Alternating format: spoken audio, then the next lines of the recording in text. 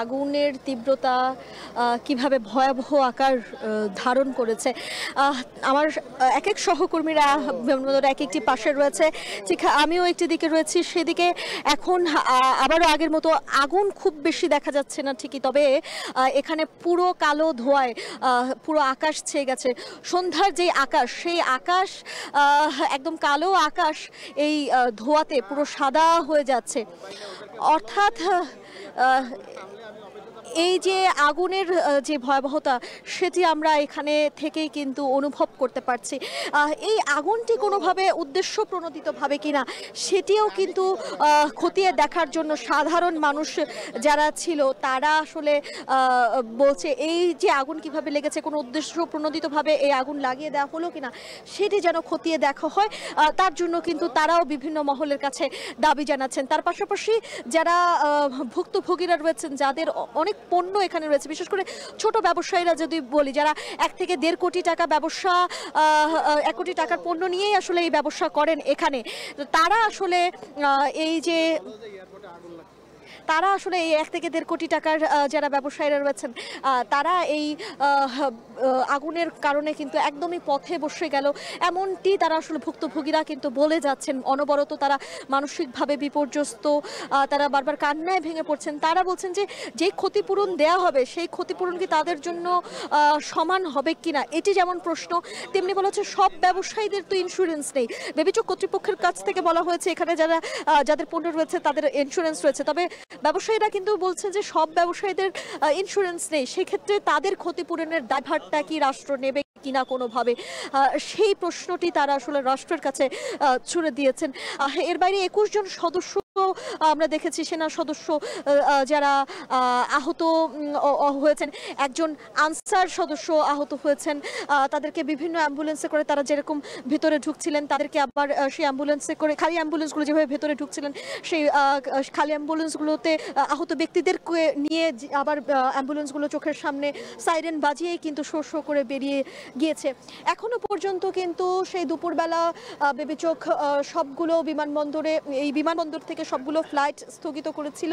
সেই সিদ্ধান্ত কিন্তু এখনো অটল রয়েছে বেবিচক কর্তৃপক্ষের সেই সিদ্ধান্তে। তবে তার পাশাপাশি সাধারণ নাগরিকরা যেটি বলছিলেন যে এই আগুন যে চলছে বা এই উদ্দেশ্য প্রণোদিত কিনা আগুন, সেই আগুন ধরিয়ে দেওয়ার মধ্যে পেছনে যেন আসলে কোনো চক্র বা কেউ কোনো ফায়দা হাসিল না করতে পারেন। কারণ আমরা কিছুদিন পরপরই কিন্তু আমরা দেখি এই বিমানবন্দর দিয়ে চোরাচালান কারবারিরা স্বর্ণ চোরা কারবারি হচ্ছে, মাদক পাচার হচ্ছে এই বাংলাদেশ থেকে। সব কিছু মিলিয়ে এরকম কোনো অনৈতিক সুযোগ যেন আসলে কেউ কাজে না লাগাতে পারে, কিংবা এই অনৈতিক সুযোগ নেয়ার উদ্দেশ্যে কি কেউ আসলে এরকম আগুন লাগিয়ে দিল কিনা, সব কিছুই কিন্তু সাধারণ মানুষ সেগুলো নিয়ে প্রশ্ন তুলছেন সামাজিক যোগাযোগ মাধ্যমে। আমি কিছুক্ষণ আগে সামাজিক যোগাযোগ মাধ্যমগুলোতে দেখছিলাম, সেখানে সাধারণ মানুষরা এই প্রশ্নগুলো কিন্তু যারা নিরাপত্তা কর্মীরা রয়েছেন কিংবা যারা বিভিন্ন বাহিনীরা রয়েছেন সেই বাহিনীদের কাছে সাধারণ মানুষরা ছুড়ে দিচ্ছেন। এবং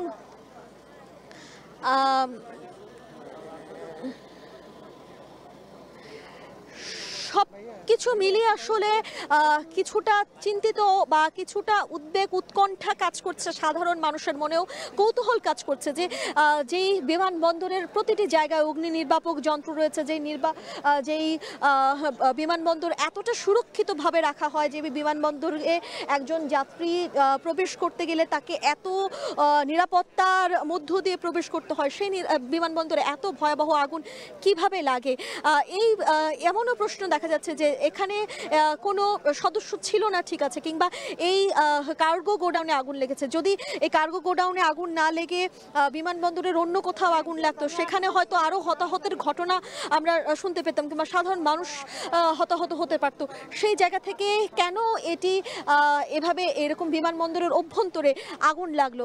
আর যেহেতু অন্যদিকে আগুন লাগেনি, এই কার্গো গোডাউনে আগুন লাগলো, তাহলে কি সেটি কোনোভাবে উদ্দেশ্য প্রণোদিত কিনা, সেই প্রশ্নও কিন্তু সাধারণ সামাজিক যোগাযোগ মাধ্যমে আমরা দেখছিলাম তারা তুলেছে। এবং প্রশ্নগুলো খুবই যুক্তি যুক্তিযুক্ত কিনা সেই প্রশ্ন আমরা যারা যখন নিরাপত্তা কর্মীরা গণমাধ্যমে কথা বলবেন তখন আমরা আসলে তাদের কাছ থেকে জানার চেষ্টা করব যে তারা কি আসলে কোনো কিছু জানতে পেরেছিলেন কিনা, কিংবা এই আগুনের সূত্রপাতটা কিভাবে হলো, তারা কি কাউকে সন্দেহ করছেন কিনা, এই আগুনের পেছনে কি কোনো গোষ্ঠী কিংবা কোনো চক্র জড়িত রয়েছেন কিনা।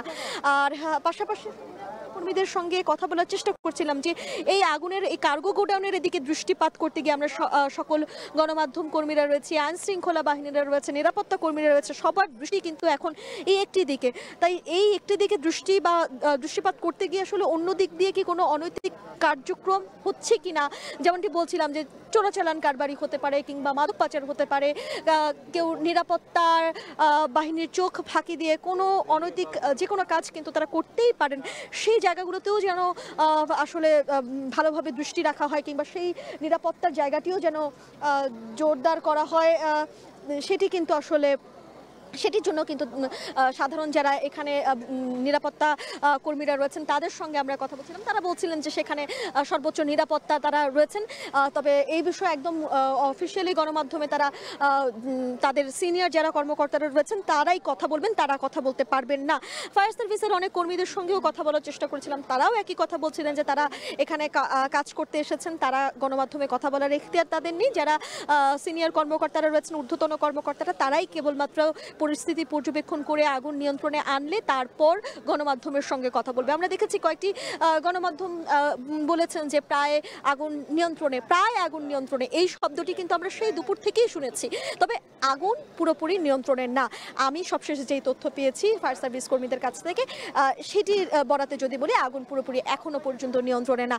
আগুন নিয়ন্ত্রণে আসলে অবশ্যই আমরা আমাদের টেলিভিশনের যারা দর্শকরা রয়েছেন তাদেরকে আমরা জানাবো। আমরা কিন্তু সেই দুপুর থেকে এই আগুন লাগার পরপরই কিন্তু আমরা এখানে চলে এসেছিলাম এবং সেই চলে আসার পর থেকে আমরা যেরকম দেখছিলাম একদম দুপুরে তপ্ত রোদে পুরো আকাশ যখন সাদা, তখন শুধুমাত্র আকাশ যখন সাদা, শুধুমাত্র যখন এলিভেটেড এক্সপ্রেসওয়েতে আসছিলাম তখন একটি দিকে দেখি যে আকাশ একদম কালো মেঘে, সাদা মেঘে একদম কালো আকাশ ছেয়ে গিয়েছে, ধোঁয়ায় পুরো আকাশ ধোঁয়া উঠছে, সেই ধূসর রং কিন্তু এখন সাদা রঙে একদমই ছেয়ে গিয়েছে। আমি যেই জায়গাটিতে আছি সেই জায়গাটিতে খালি চোখে দেখলে হয়তো একটু দূরে তাকালে মনে হবে যে সাদা মেঘ ঘুরে বেড়াচ্ছে, কিন্তু না, এগুলো আগুনের যেই লেলিহান শিখা থেকে কালো ধোঁয়া, সেই কালো ধোঁয়া কিন্তু ছড়াতে ছড়াতে একদম আকাশে মিশিয়ে যাচ্ছে মেঘের সঙ্গে।